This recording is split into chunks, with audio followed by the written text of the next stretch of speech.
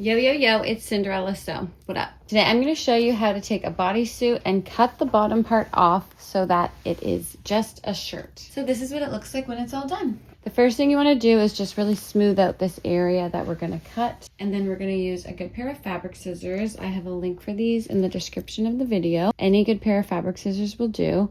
You're just going to start cutting above this little seam at the bottom. So you're just going to go in with your scissors. And we're just cutting straight across until the middle, and then we can stop there.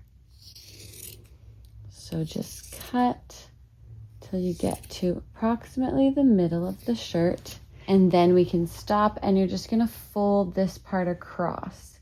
And this will just show you where to keep cutting the rest of the way. And just keep cutting like that, above that seam, and we're all done just like that. So when it's all done, now you have a shirt. So there might be some little bits at the bottom that you can remove, but most bodysuits are a jersey or a cotton knit fabric, so they don't fray at all on the bottom. It might curl up a bit when you pull it like that. Otherwise, now you have a nice shirt that maybe you'll wear more. Thanks for watching Cinderella Sew, and I'll see you soon. Peace.